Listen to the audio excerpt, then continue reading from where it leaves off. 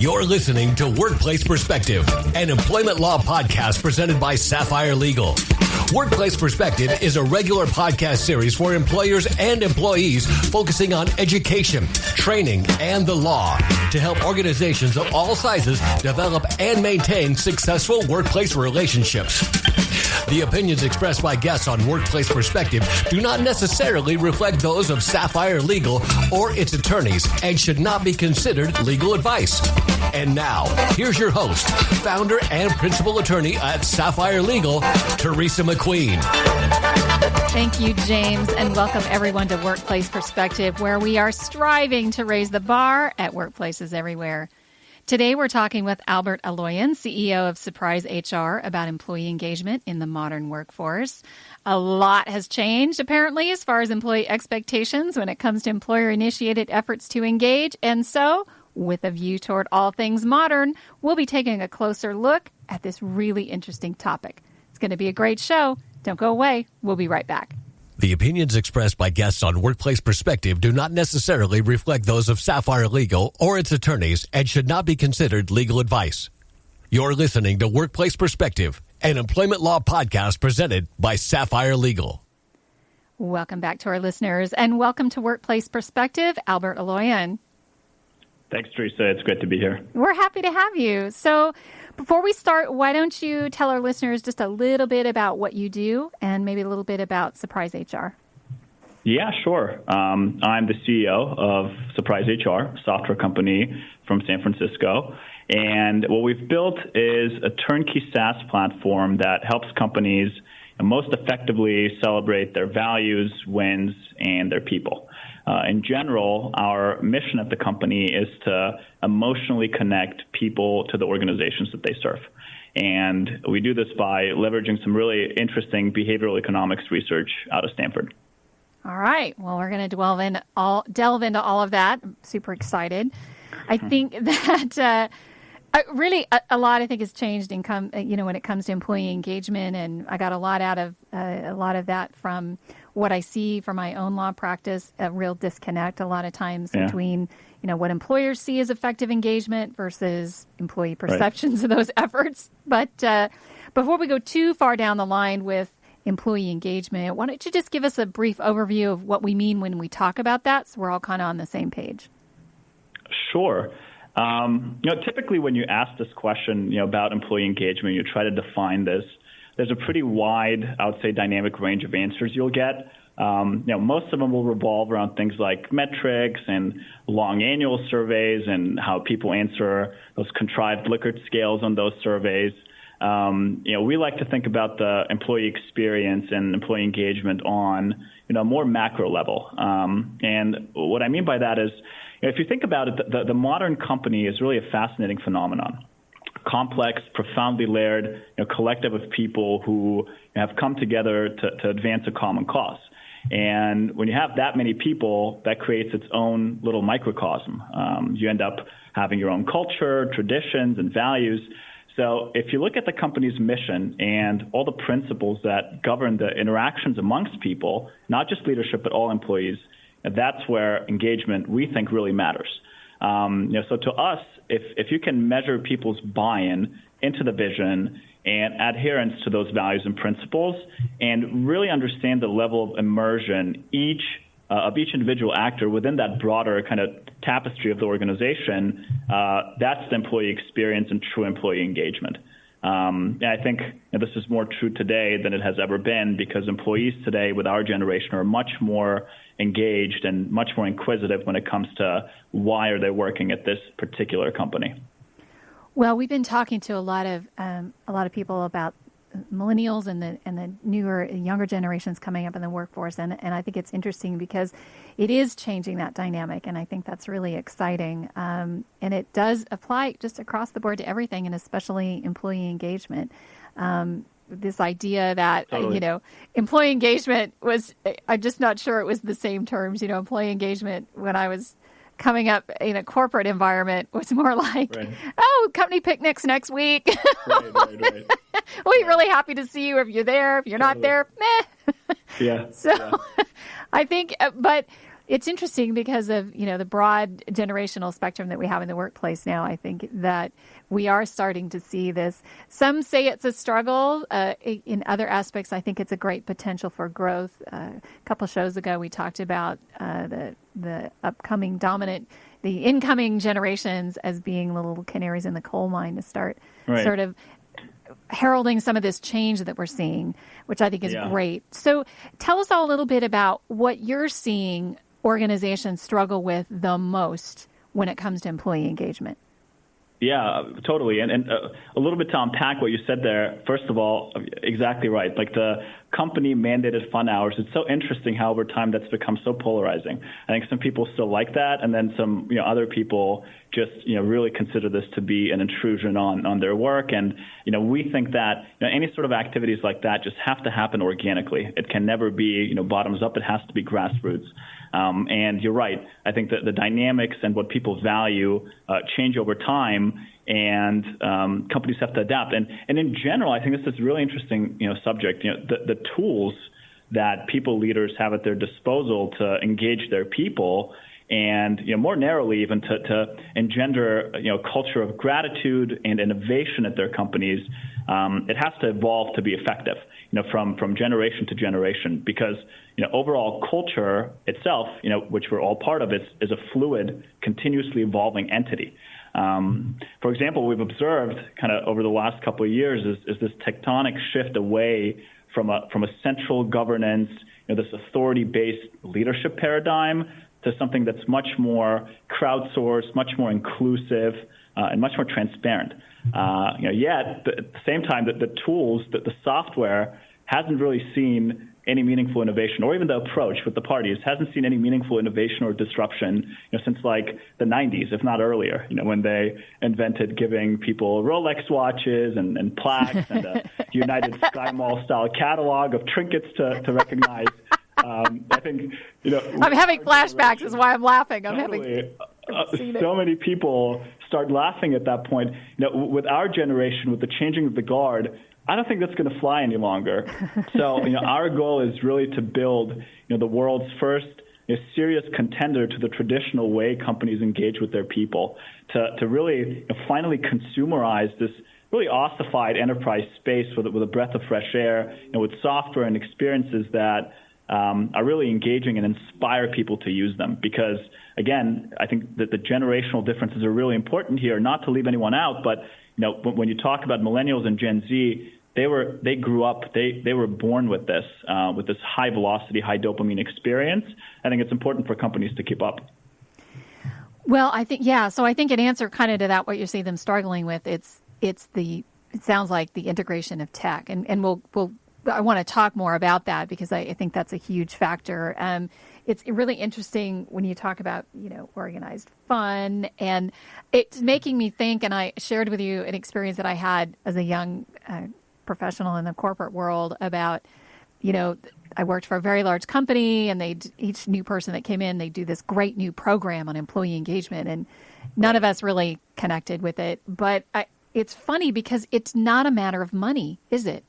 It's because no matter how much money you throw, if you're not throwing money at the right thing, it's not going to make any difference. Oh yeah.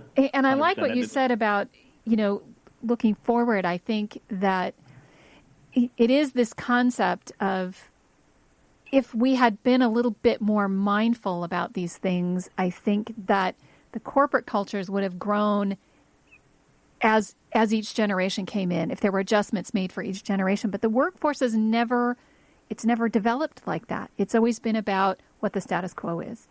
If it's not broke, don't fix it. Don't worry about it. But you don't have that luxury anymore. That's the thing, because with this tight labor market, with this competitive workforce, you have to keep up. Otherwise, you're going to be left behind, and you're going to be left behind on people who matter most. The creatives, the innovators that are essential for especially large companies to keep their competitive edge. So it's not like we contend this is not a nice to have. This is a absolutely have to figure out thing for large companies. I think so too, because it's not just what everybody's looking for in the workforce, and we've been talking a lot about the generational spectrum, and I think everybody's looking for this kind of the same thing. It's just this particular generation, millennials, has given a voice to what everybody's sort of been feeling.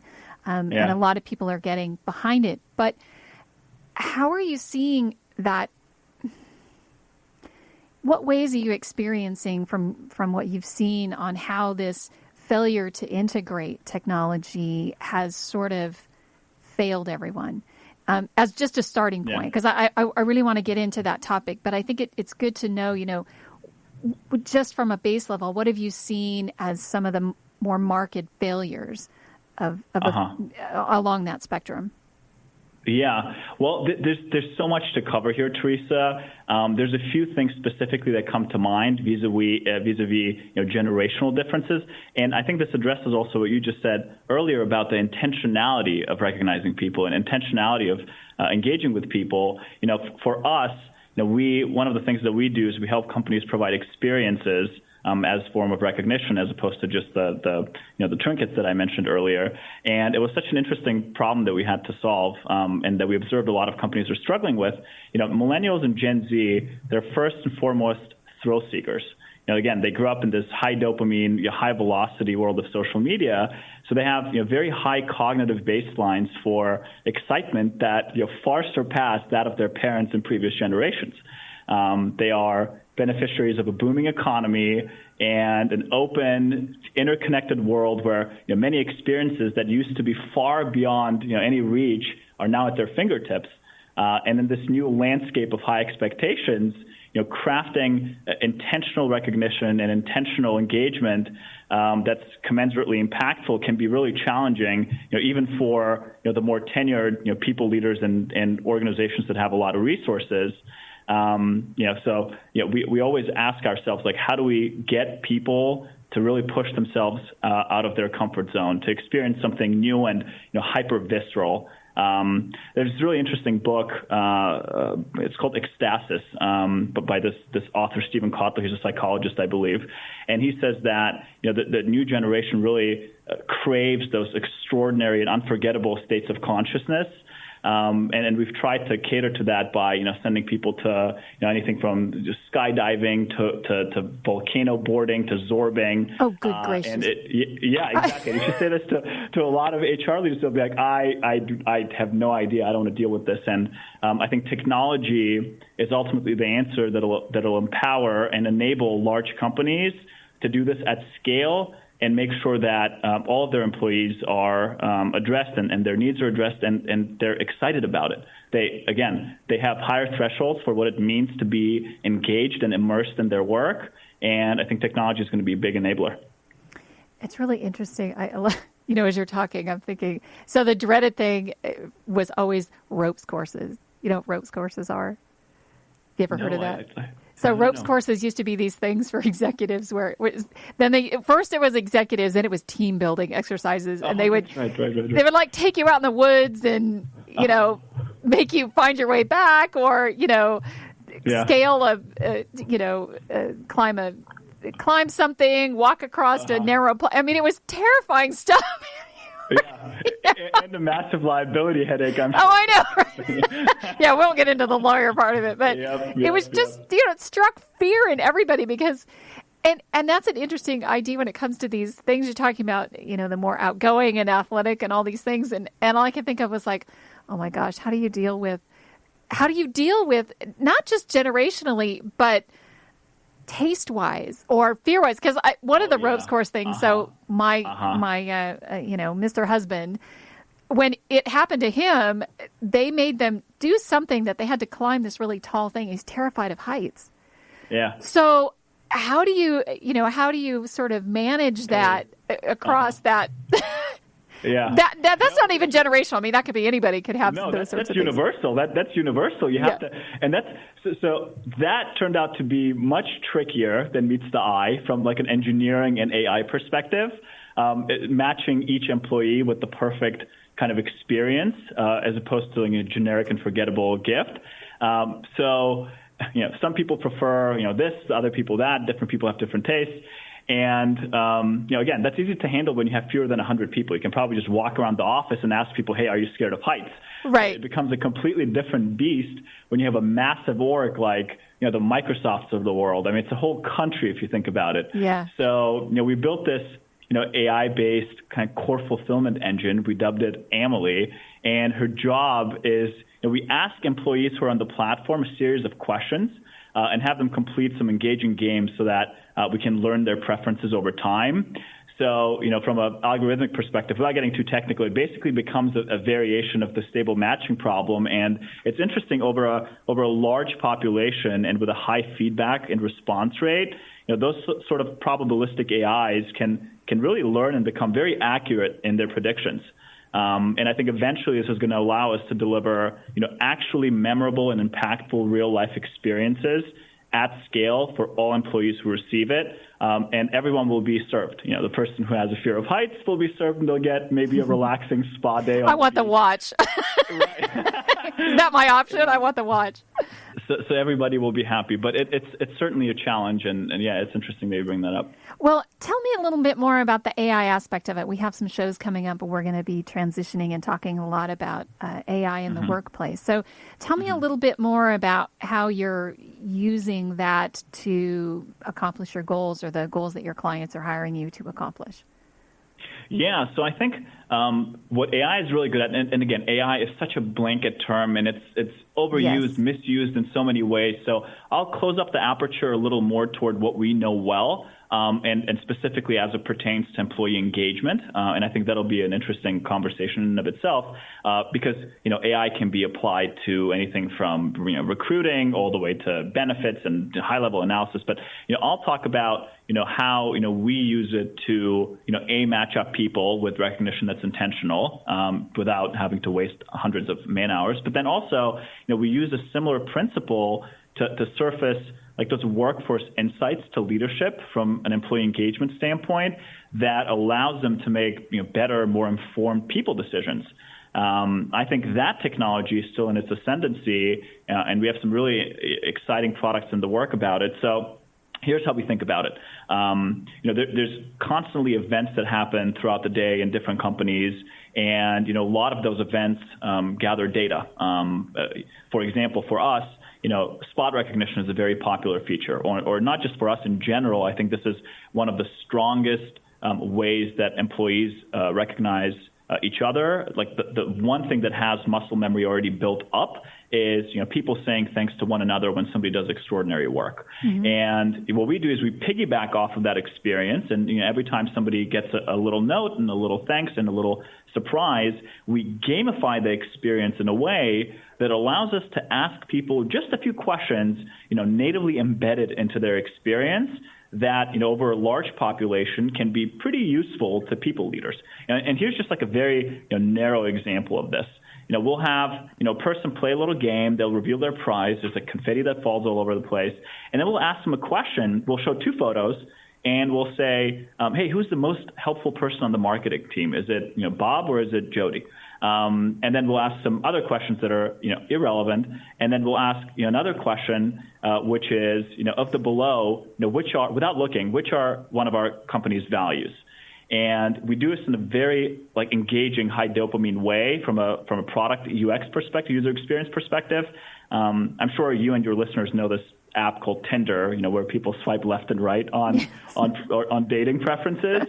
It actually turns out to be a very efficient way to figure out what people like and what people don't like.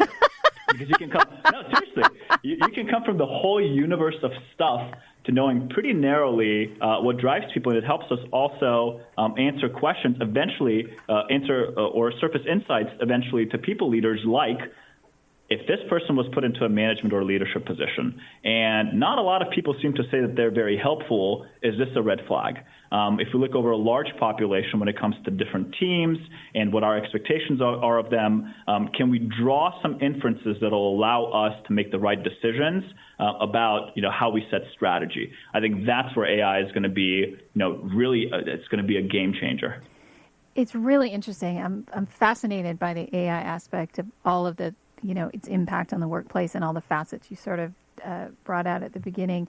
But in narrowing it down to this employee engagement thing, it's really interesting. It's great to hear. I love the innovation. I think it sounds fascinating, and it sounds like it really does provide a lot of insights. And as I'm sitting here, I'm thinking of all those positive things. And of course, because I'm an attorney and I always look at both sides of the coin for everything. I was thinking when you were first talking about matching people and workforce insights, it reminded me kind of political polling in a way.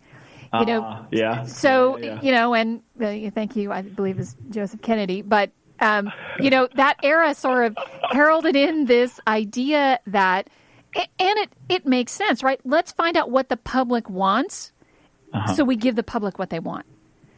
But totally, because that bidirectionality is very important. Typically when it comes to it, like organizations have internal comms departments whose job it is to make sure that they change manage, that their employees know what's going on, in good organizations. But typically for employees to get a pulse on their people, that's been more challenging. I think that's why it's very important. It's interesting you bring that up. I think that polling, you can't underestimate accurate polling because, you clearly cannot underestimate accurate polling. But I was going to say, we're not going there. We're not going there. We're not going there. But it is really important, and I think it's a really interesting analogy. Well, and it's the other. We're going to go to break here in just a few seconds, but I just wanted to. It's nuanced as well, and the more I learn about AI, and it's actually impacting the profession of law right at the moment very heavily here in California. So, kind of gotten an immersion in that. It's the nuance. It's the nuance part of it that is really interesting to me. This idea that you're talking about preferences, and when you're saying, the pictures and making management decisions, making business decisions based on information gathered through AI in the way that you described, even for employee engagement. It's the nuance, I think, that's missing sometimes. And I'd be interested to know when we come back if you've seen that in employee engagement, if there have been experiences you've had where because it wasn't really nuanced as well as it could have been, it kind of missed something. So hold that thought. We're going to take a quick break, and when we come back, we're going to hear an answer to that, hopefully, and more from Albert on employee engagement in the modern workforce. Stay with us. We'll be right back. If you enjoyed today's show, do this. Share us. Like us. Give us a review on your favorite podcast app.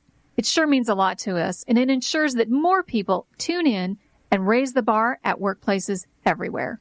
The average time a resume spends on an HR manager's desk is 7 seconds, and most of them are tossed aside. Now imagine if one of those resumes belonged to Yasmin, who was living in a shelter, juggling 3 jobs. I had to be resilient. That's something that you can't teach. Or if that resume was from someone who worked 12-hour shifts at the recycling company with my dad, who's 72. That taught me a work ethic that I carry with me every day. We rely so much on a resume, yet it could never tell the full story of someone. Growing up where I did, a lot of things could have gotten in the way of my goals. But I learned to push through, and that's what I bring to work every day. So maybe it's time we look beyond the resume and look to Grads of Life. Discover new ways to develop great talent that are so much more than what's on paper at gradsoflife.org. A public service announcement brought to you by Grads of Life and the Ad Council.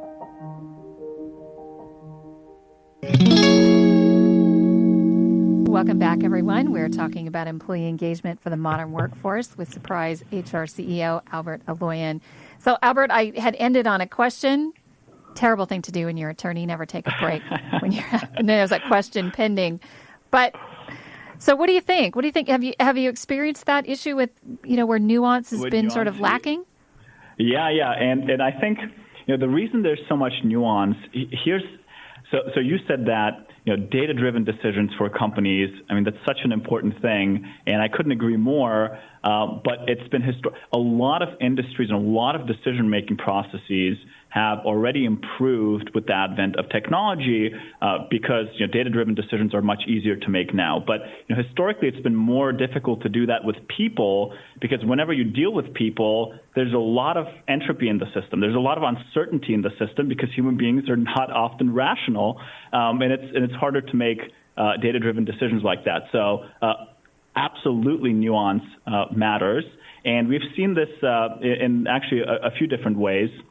And I want to give you, 2 examples. One, the typical employee engagement surveys that companies send out once every year. I remember, a company that we worked with had one of those employee surveys come back, and a section of their population scored, standard deviation below what everyone else scored. And when they looked at the data, they're like, oh well, what is this?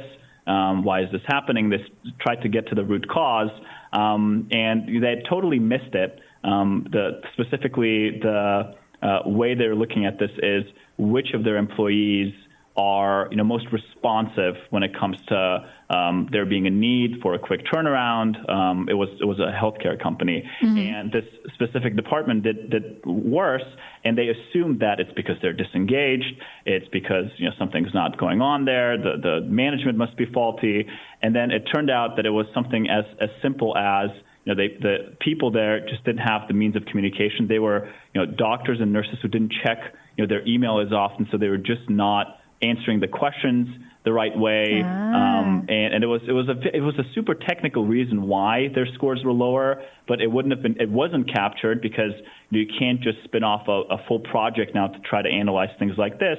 And this easily remediated with more pervasive technology and with better AI and better systems, because questions like that can be asked more frequently. There's ways that you can interact with your employees that's not as contrived as an annual survey. That way you can make better decisions. And luckily in this case, the company didn't take any drastic action, but another company who wasn't as diligent could have gone and really turned that place upside down, which would have been absolutely the wrong thing to do. Yeah, it's really impactful. Well, you're not going to believe this, but we're out of time.